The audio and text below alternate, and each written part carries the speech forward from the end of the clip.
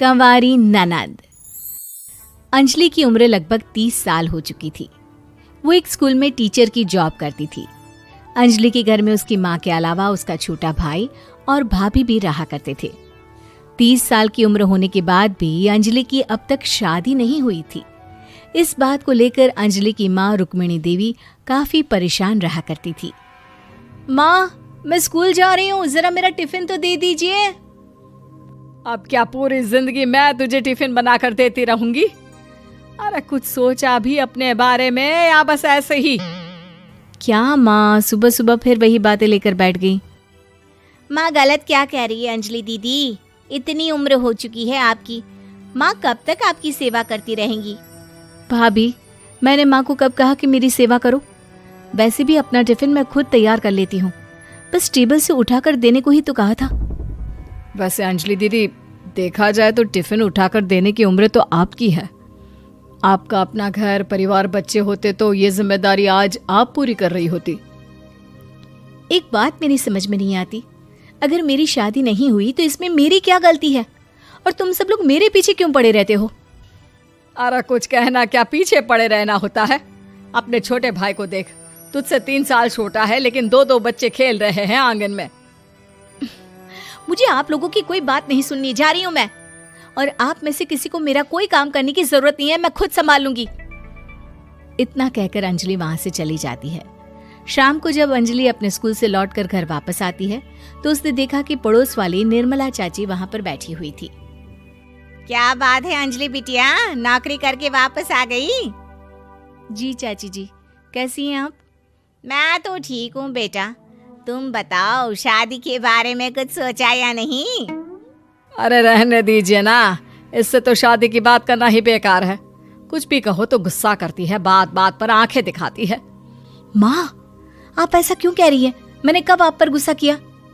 अरे अंजलि बेटा, तुम्हारी माँ ठीक ही तो कहती है।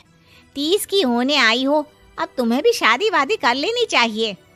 चाची जी, आप तो ऐसे कह रही हैं जैसे शादी करने से मैंने मना किया हो।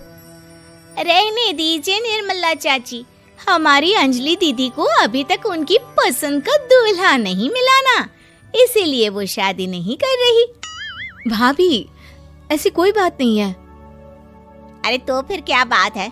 तुम्हारी माँ ने तुम्हारे लिए इतने रिश्ते ढूंढे लेकिन तुम्हें कोई पसंद ही नहीं आता।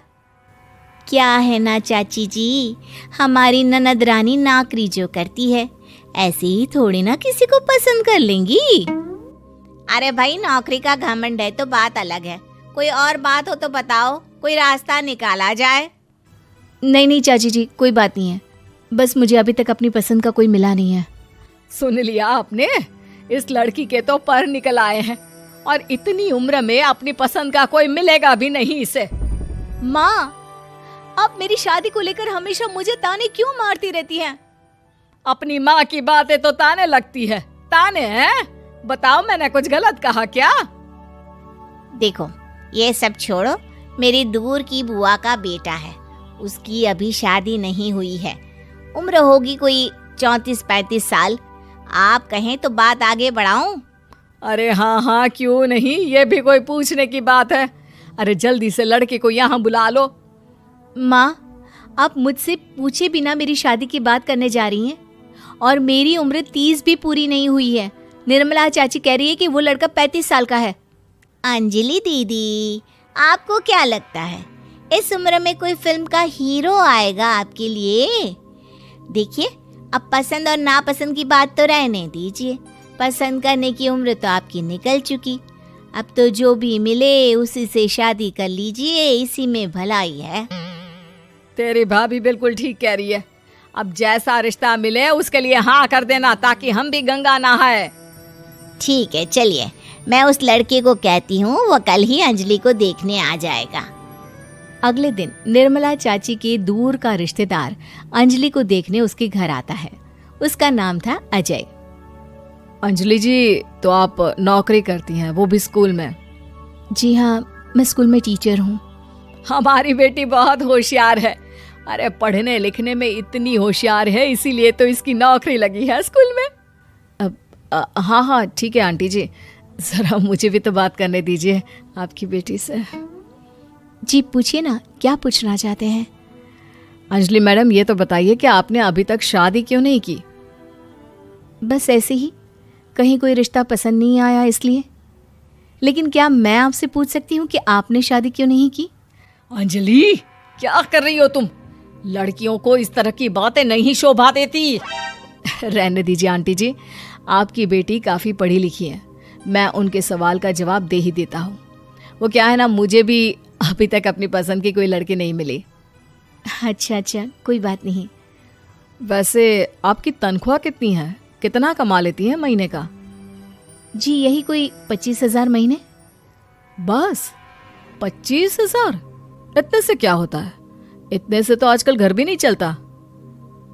आपके कहने का क्या मतलब है? अरे मैं तो ये सोच कर आया था कि नौकरी वाली लड़की है, आराम से 40,000 कमाती होगी। माफ कीजिएगा, आपका और मेरा रिश्ता नहीं हो सकता। जी कोई बात नहीं, मुझे भी आपके साथ शादी करने में कोई इंटरेस्ट नहीं है। अंजलि, किस तरह की बात कर रही हो? घर आए रिश्ते को ठुकरा रही हो तुम। दीदी, अब इस उम्र में आपको इतनी अकड़ नहीं दिखानी चाहिए। अच्छा खासा रिश्ता हाथ से निकल गया, कहीं ऐसा ना हो कि जिंदगी भर कुंवारी ही रह जाओ आप।